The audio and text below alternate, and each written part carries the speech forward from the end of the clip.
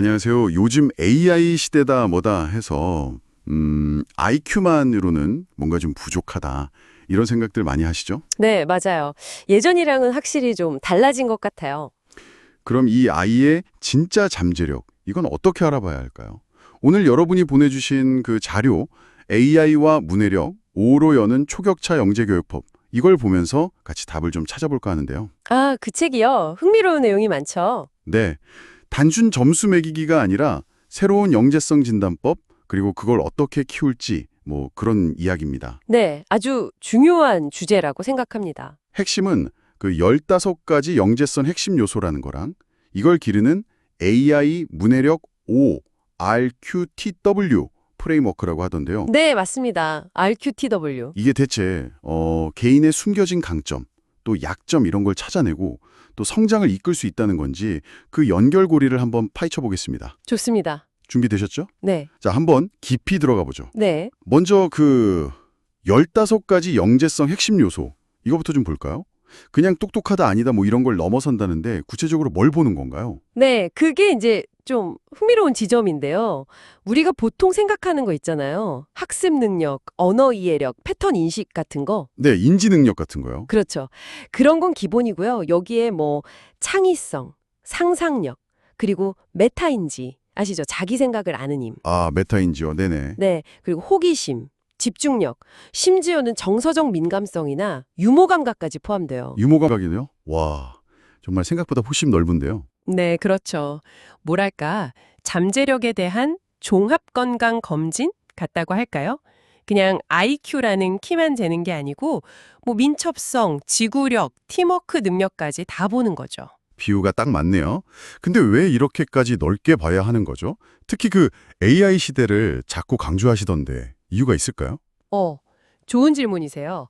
사실 AI가 점점 많은 인지적인 작업들을 대신하거나 도와주게 되잖아요. 네, 그렇죠. 그러다 보니까 이제 인간에게는 오히려 창의성이라던가 비판적 사고, 또 협업 능력, 복잡한 문제를 푸는 능력, 그리고 새로운 걸 배우고 적응하는 메타인지 이런 역량이 훨씬 중요해지고 있거든요. 아, 기계가 하기 어려운 것들이요? 맞습니다.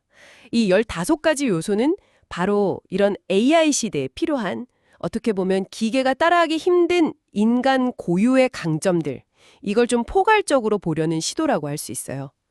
그 자료에서 말하는 초격차라는 말도 결국 이런 다면적인 역량을 길러서 누구도 따라올 수 없는 경쟁력을 만들자, 뭐 이런 의미로 볼 수 있겠죠. 그렇군요. 단순히 지식만 많이 아는 것보다는 훨씬 복합적인 능력이 중요해진다. 뭐 그런 말씀이시네요. 네, 정확합니다. 그럼 이 잠재력을 어떻게 구체적인 능력으로 키워낼 수 있을까요? 여기서 이제 AI 문해력 5, RQTW 이게 등장하는 거죠. 맞습니다. RQTW, 이게 이제 읽기, 질문, 생각, 토론, 쓰기의 약자인데요. 네, RQTW. 네, 이 5가지 활동이 아까 말씀드린 그 15가지 영재성 요소를 실제 행동으로 좀 드러내게 하고 또 단련시키는 그런 훈련 과정인 셈이죠. 훈련 과정이요? 네. 예를 들어서 그냥 읽기가 정보를 받아들이는 데서 끝나는 게 아니고요. 이걸 좀 비판적으로 읽으면서 호기심이나 패턴 인식 능력 이런 걸 자극할 수 있다는 거죠. 아, 혹시 좀 의외의 연결고리 같은 것도 있을까요? 뭐랄까? 예상치 못한 방식으로 영재성 요소랑 이 문해력 활동이 연결되는 그런 부분이요? 흥미로운 포인트인데요. 예를 들면 토론 활동 있잖아요. 이게 단순히 말 잘하는 능력만 키우는 게 아니에요. 아, 그런가요? 네, 자기 생각을 말로 표현하고 또 다른 사람 의견을 들으면서 자기 생각 과정을 이렇게 돌아보게 되잖아요. 네, 그렇죠. 이게 메타인지 능력 향상에 아주 직접적인 영향을 준다는 점을 그 자료에선 강조하더라고요. 아하, 토론이 메타인지랑 연결되는군요. 네, 또 쓰기 활동. 네. 이것도 단순히 글쓰기 실력 문제가 아니라 자기 생각을 이렇게 정리하고 표현하는 과정에서 자아 효능감이나 자기 주도성을 크게 높여준다고 보고요. 듣고 보니 정말 그러네요. 그냥 활동 목록이 아니라 각 활동이 어떤 내면의 역량을 건드리는지 이거 연결해놨다는 거군요. 그렇죠. 체계적으로 설계된 거죠. 그런데 이걸 진단하는 방식도 좀 독특하다고 들었어요. 0점, 1점, 2점 이렇게 점수를 매긴다면서요. 그럼 정답이 없는 건가요? 네, 그 점수 방식이 이 진단의 또 다른 핵심 중 하나인데요.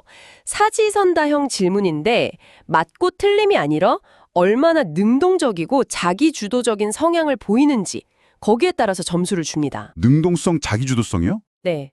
예를 들어서 새로운 걸 배울 때 어떻게 하나요? 이런 질문에 스스로 계획 세워서 예습한다. 이렇게 답하면 2점. 일단 한번 훑어본다. 이러면 1점. 수업 시작하면 듣는다거나 누가 시키면 한다. 이런 식이면 0점인 거죠. 아하, 그러니까 할 수 있냐 없냐 이걸 보는 게 아니라 어떤 태도로 하냐 이걸 보는 거군요. 이건 왜 중요한 거죠? 이게 사실 개인의 미묘한 차이를 잡아내는데 아주 좋습니다. 같은 능력을 가졌더라도 수동적으로 기다리는 사람이랑 적극적으로 도전하는 사람은 성장 속도나 방향이 다를 수밖에 없거든요. 네, 그럴 것 같아요. 그래서 이 3단계 점수화는 그런 태도나 성향까지 파악해서 정말 그 아이에게 딱 맞는 피드백과 성장 전략을 세울 수 있게 도와주는 거죠. 맞춤형 전략이네요. 네, 예를 들어 너는 패턴 인식 능력이 뛰어나니까 데이터 분석 쪽을 한번 깊게 파보는 게 어때? 라거나 정서 민감성이 높으니까 상담이나 창작 분야가 잘 맞을 수 있겠다. 이런 식의 구체적인 조언이 가능해지는 거죠. 결국 점수 자체가 목표가 아니라 그 아이의 잠재력을 제대로 꽃피울 수 있게 구체적인 길을 찾아주는 나침반 같은 거군요. 네, 맞습니다. 그런 역할이죠. 자료에서는 이걸 AI 노벨 문해력 5 이렇게 부르면서 심지어 노벨상 수준의 인재 양성까지 언급하던데요. 이건 어떻게 봐야 할까요? 심지어 대표가 15년간 개발해서 2050년까지 노벨 과학상 수상자 5명을 만들겠다는 목표도 있던데. 네, 그 노벨이라는 이름이 붙은 건 아무래도 이 프레임워크가 지향하는 목표가 굉장히 높다는 걸 좀 상징적으로 보여주는 것 같아요. 아, 상징적인 의미군요. 네, 단순히 시험 잘 보는 그런 영재가 아니라 자기 분야에서 정말 세상을 바꿀 만한 창의적이고 혁신적인 성과, 아까 말한 초격차를 만들어낼 수 있는 그런 잠재력을 키우자는 거죠. 네네. 그 10가지 다면적 영재성 진단이랑 RQTW라는 구체적인 실천 도구를 통해서 그런 최고 수준의 문제 해결 능력, 창의력, 이걸 길러낼 수 있다는 어떤 기대 또 목표를 담고 있는 것 같습니다. 꼭 노벨상을 받는다라기보다는 그 정도 수준의 역량을 목표로 한다 이렇게 받아들이시면 좋을 것 같아요. 2050년까지 5명 목표라는 것도 그만큼 높은 수준을 지향한다는 의지의 표현이겠죠. 단순히 똑똑함을 넘어서 정말 세상을 이끌어갈 창의적인 인재를 키우는 시스템을 지향한다. 이런 의미군요. 오늘 정말 흥미로운 관점을 배운 것 같습니다. 네, 맞습니다. 정리하자면 이 10가지 영재성 진단과 RQTW 프레임워크는 AI 시대를 살아가 우리에게 필요한 역량이 대체 무엇인지 다시 한번 생각해보게 하고요. 네. 또 각자의 잠재력을 발견하고 그걸 키워나갈 구체적인 방법을 제시하는 꽤 유용한 도구가 될 수 있다는 겁니다. 현재 상태 진단을 넘어서 장기적인 성장 로드맵을 그리는 데 도움이 될 수 있겠죠. 오늘 저희가 살펴본 그 10가지 영재성 요소들, 인지적인 것부터 창의성, 정서적인 부분까지 정말 다양했는데요. 이걸 들으시면서 여러분 스스로에게 이건 정말 중요하겠다.